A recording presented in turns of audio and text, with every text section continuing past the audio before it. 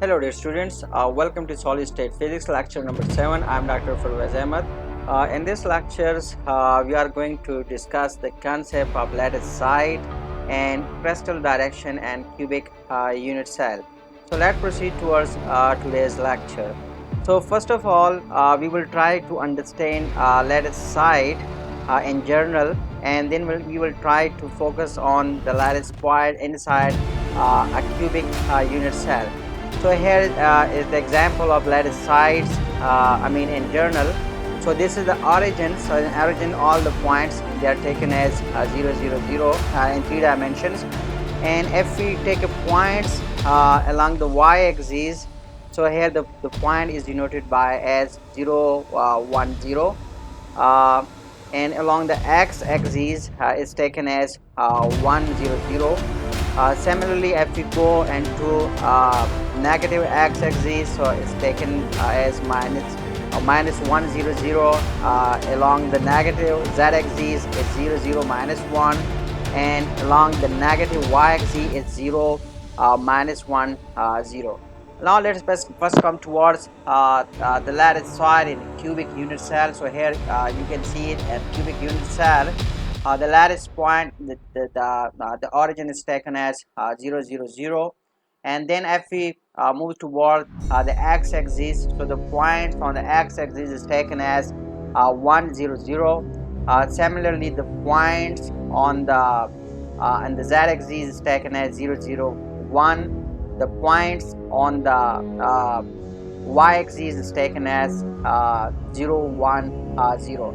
Similarly, the other points, they are being considered with respect to all these axes. We have in cubic cell, we have all the axes. Here in this particular cubic cell, while I'm talking about, they are taken all in positive, positive x-axis, y-axis, and z-axis. So here, first of all, you take the respective points, and then from these respective points, you can calculate all the point in between these axes. You can calculate the point between the x, y, and z axes. You can calculate the point. This one, you can calculate this one. You can calculate this one by knowing the basic point. You should understand with respect to this one. First of all, you should understand the basic points, and with respect to these basic points, you can understand the middle point, or the point which is located in between the two axes, or between the three axes. So let's have some general points about the crystal directions. So for the crystal direction, first of all, we choose one lattice point on the line as origins. Say the point O here in this particular figure. So choice of the origin is completely arbitrary, since every lattice point is identical. You can take this as an origin, you can take this, you can take this. It's arbitrary choice according to your own wish. Then we choose the lattice vector joining O to any point on the line, say T, just like we have it here. So this vector can be written as R is equal to N1A plus N2B and N3C. So to distinguish a lattice directions from a lattice points, the triple is included in square bracket. So if we have N1, N2, and N3, so that can be written as inside the square bracket, just like you can see it here for yourself. So inside the square bracket, N1, N2, and 3 is the smallest integer of the relative ratio. We remember N1, N2, and N3, these should be the smallest integer. You understand what I mean, to say, what I'm trying to explain.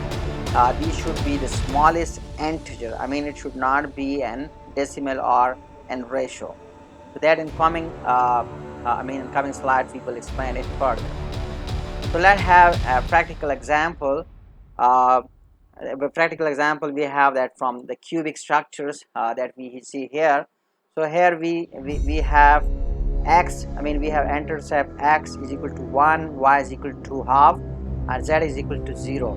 So now just like I mentioned that the direction should be the smallest integer. So how we can make the directions, I mean the smallest integer, because here we have a fraction. So we have to multiply all the intercept by 2. So you multiply it by 2, 1 by 2, so we have 2 multiply by 2, so it's equal to 1, and multiply 2 by 0, we have 0. So the direction here is 2 1 0. If you consider this example, so for this, I mean the point is I mean here we have this point from the origin.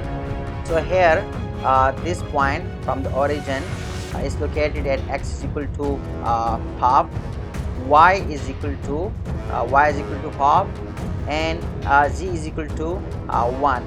So how we find the directions? So again, just like I mentioned, the smallest integer. So in order to convert into integer, we multiply all the axes by 2. So we get the directions 1 1 2. So it's we can also have, we remember we can also have negative directions, and for the negative direction you can see here in the figure. I mean we have here you can see we have x direction positive. So on 180 we have x direction negative, and from the origin I mean on the other side of the origins at 180 to x direction we have the negative x direction. So similarly we have the z direction and z negative directions, and y negative direction. I mean you can understand the concept from this figure very easily. So when we write the directions inside a square bracket, that is n1, n2, and 3, so we remember it depend on the origins. So negative direction can be written as I mean n1 dash, or n1 bar, n2 bar, and 3 bar. I mean we can we can write the negative direction just like I mean positive direction, but there is only one exception, that we have a bar sign on the negative direction. I mean whenever you have this bar signs at the top of the direction, so it means it indicates the negative. Directions. For example, consider example of that. I mean just like we say the direction from the previous equation, that is r is equal to n1a plus n2b plus n3c.